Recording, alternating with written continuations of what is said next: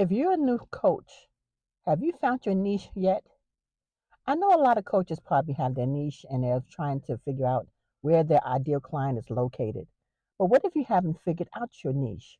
Can you still coach or do you have to wait till you figure it out in order to start? When I first started my coaching business, I didn't have a niche. I wanted to help everybody and it drove me crazy. So, in this episode, we're going to talk about the niche, how to find your niche, and how it fits you and your business because you can't help everybody. I know you want to be a superwoman, but we can't help everybody.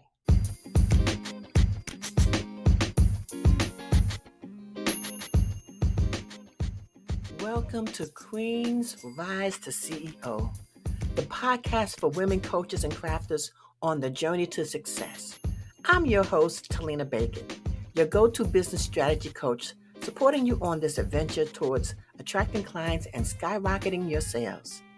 Picture this podcast as your cozy corner where I spill the tea on all things online business, from kickstarting your coaching or crafting journey to mastering organic marketing, client attraction, social media strategies, and so much more. Plus, I'll be talking about some of my coaching programs designed to help you create a strategy as unique as your business. With over 3 decades of experience, you can bet I've got some juicy stories to tell and insider secrets to share. Don't forget to hit the subscribe button or give me a follow, because when it comes to chatting about business, they say I've got the gift of gab, especially after a cup of coffee. So grab your favorite beverage, a pen, and some paper, and get ready to unleash your inner CEO. Let's do this.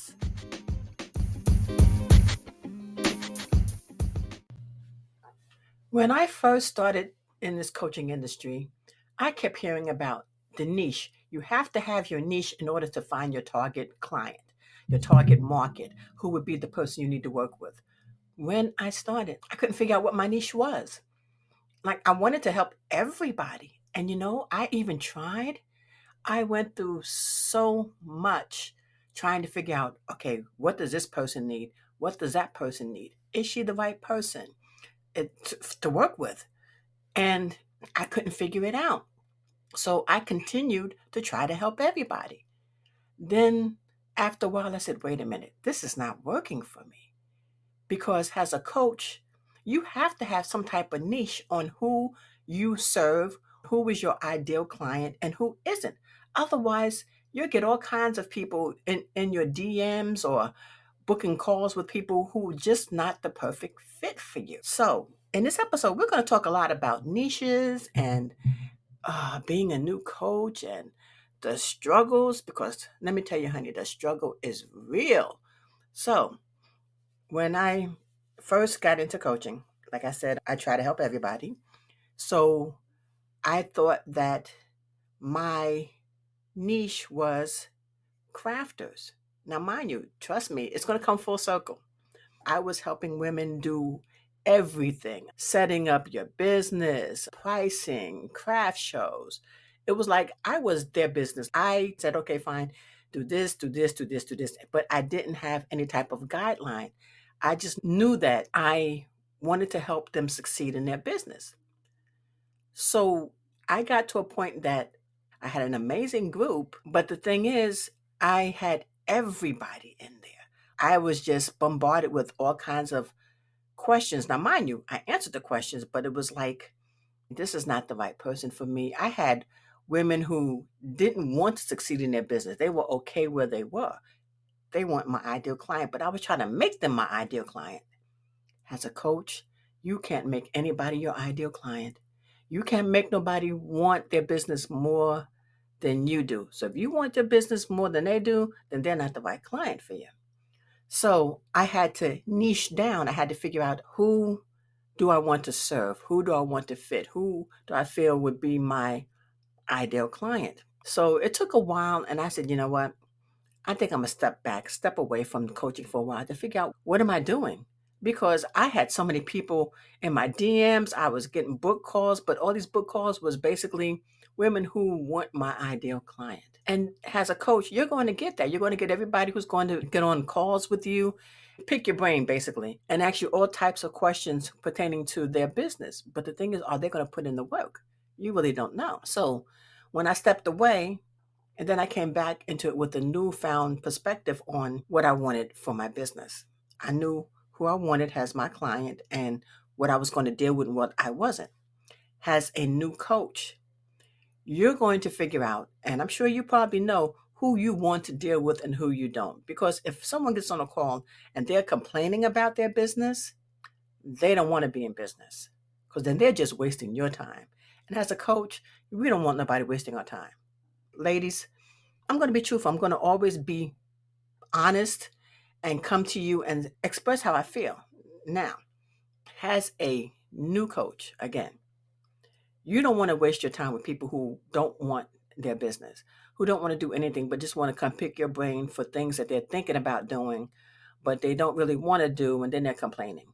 Them people, get them off your call as soon as possible because you can't change their mind because they came to you with that negativity in the call. You can possibly go through it a little bit more and try to convince them how important their business is, but you're not a psychiatrist.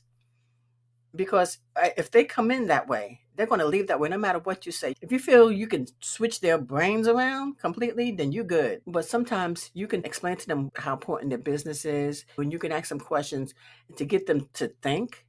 And maybe, yes, that might be your ideal client, but then you're putting in a lot of work for that one person when you have a whole lot of other calls that you got to get through, right?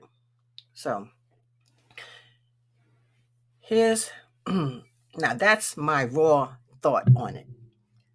Here's my professional coaching thought on this. As a new coach, when someone comes in and they're complaining about their business, you have to dive in deeper on why do they feel this way about their business? What has got them to that point? There's something happened within their business. And have them think about, well, when you started it, how did you feel when you started your business? And then what changed it? Was it something within the business that you just didn't like? Maybe we can switch that around and to make it more positive for you so that you can start to love your business again. How does that sound? Now, that's the coaching way to get it done. But the raw thought in my head is like, hey, you really don't want your business. Why are you on a call with me anyway? But as coaches, we think this way sometimes, but we can't say this because we're trying to get that client. So there's two types of ways of doing it. Whichever feels good to you, go with it. So as a new coach, you're looking for your niche. You want to niche down. Niche down to the point where you're helping them. Your niche has to be suited for you. Like a health coach, you would want women who want to get healthy, who want to find ways to save money on buying meals and stuff for them to get healthy. So you're a health coach. If you're a physical therapy coach, you get them for physical therapy. If you're a mental coach, then you're dealing with the mindset. So you have to figure out if you're a certain type of coach, that's where your niche is around. I'm a business strategy coach. So my niche is around business. It has to horn in with your programs. So you want to be able to find a niche that suits you and suits your business because it's so broad when it comes to niches. In this industry, there is so many outlets that you can do. You can go to Instagram and focus on Instagram and what it is with Instagram as far as reels, posting, and the whole concept with Instagram. You can do TikTok with videos or whatever, if your specialty is TikTok. If your specialty is Pinterest, they have coaches who specialize in Pinterest. Or better yet, if you're a podcast expert and people want to start a podcast, then they will come to you because you're a podcast expert. That's your niche. That's what you specialize in. So your niche is basically what you feel is good for you, what fits you. I'm going to break it down a little bit further. Like if you're this, you can concentrate on this, this, and this as far as the programs. Right after this message, because I'm going to need something to drink. I'm starting to get parched here. I'll be right back.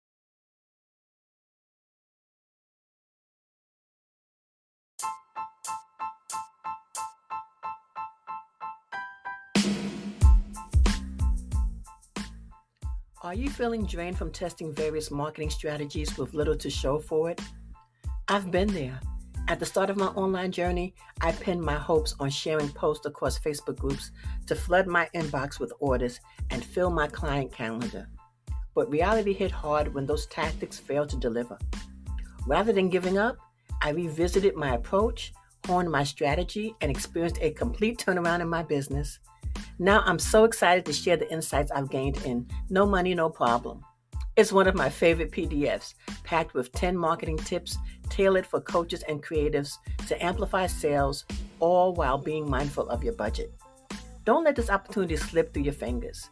Snag your free copy on my website at talenabacon.com. That's spelled TALENABACON.com, and kickstart your journey to marketing success. Now let's get back to the show. Okay, I'm back. I had to go get my coffee. I am ready. You know me, coffee, and I am the gift of gab, so let's get going. Your niche has to be focused on your programs. Like I said, with different programs, what do you specialize in?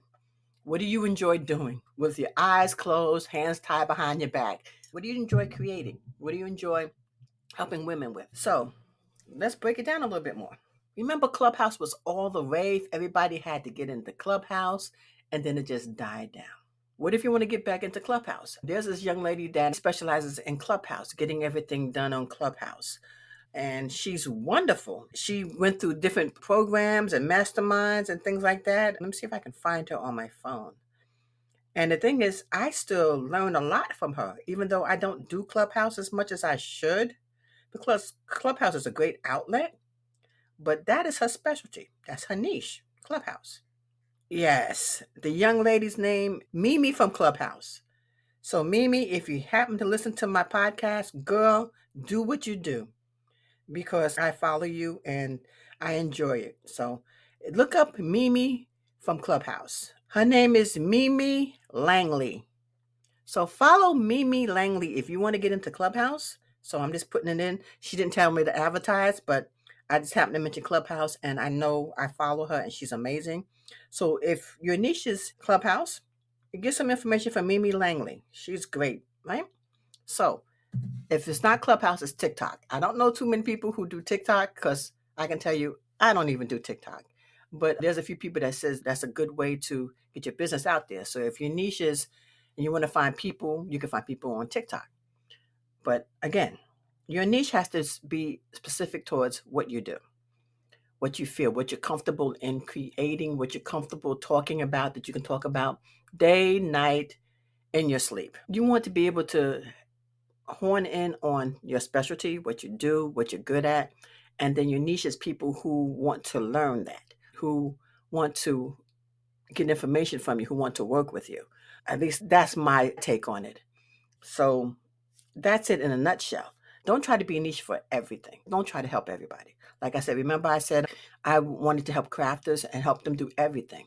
No, I can't help you do everything, but I specialize in growing your Facebook group. I specialize in your business page. I specialize in organic marketing. I can get you out there as far as getting your business going, but I'm not going to help you create your product. I'm not going to, tell you what's the right price. Now, I can give you some tips because I've been doing crafting for over 30 plus years. I can give you tips, but the thing is, my product and my pricing is a lot different because it's gotten a lot further. But I can give you tips on when I first started, and then you can go from there. But I won't go deeply into that because although I know a lot about it, my specialty is basically organic marketing and getting your business out there. So that's what I focus on the most. But you can always create smaller programs that horn in about other things you know. Just want to put that in there. So I decided I'm going to do crafting and help crafters and help them with that. But then I'm a business strategy coach. So I want to help new coaches who are just starting their business. They want to get their first client. They want to know about funnels, landing pages, growing your email list, reaching out to the right client, getting your website, getting your Facebook business page going, getting your Facebook group going, getting your clients on discovery calls, things of that nature. So I know my specialty is that as well. So now I have a niche where I can help crafters to a certain point, and new coaches to a certain point to get them started. So I end up having both in the long run, especially when I didn't really want to do crafting because it hurt me that a lot of people didn't want to get any further than where they were in their business. I just believe no matter what, whether you're a coach or a crafter, you want to get further in your business. You just want to don't be stagnant in one thing. Because imagine you're creating one particular product for a crafter. Do you want to continue to make that one product all your life, or do you want to try something new? As a new coach, you want to be a new coach, but you want to excel. You want to be the point to you're making 10K months. So if you're stuck at, I just want to make 1 to 5K and that's it, then I don't see that. And that's just my take on it. I've always wanted to excel further and further and further. And I want my clients to excel further and further and further. And I want them to pick my brain. If you have things that's going to help you grow your business, ask me. If you don't be afraid to ask me things. My mom always taught me a closed mouth don't get fed. So a closed mouth is not going to give you no knowledge to actually grow your business unless you open your mouth and speak it and ask questions. So, what is your niche? What do you specialize in? What is the programs that you have that you can actually say, okay, I am great at this. I enjoy this. I can help women do this. And I could talk about this day, night, no matter what. Because once you have that and you know exactly what you want to talk about, your exact client will come to you. They will come to you because you're speaking their language. You're speaking what they've been thinking, but afraid to ask. So, until next time, ladies, whether you're a coach or a crafter, don't stay stagnant in one level. Move up to that next level. You got this, okay?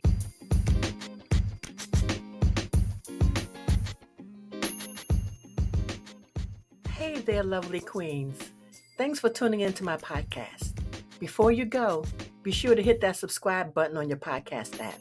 I'm dishing out loads of valuable coaching and crafting tips, and I wouldn't want you to miss a thing. Your thoughts mean the world to me, and having you as a part of my podcast family is truly special. Before you go, here's a little nugget of wisdom I want to share. Love what you do, and the money will flow. So go out there, pour your passion into your craft, and watch the abundance flow. Until next time, take care, and we'll chat again soon.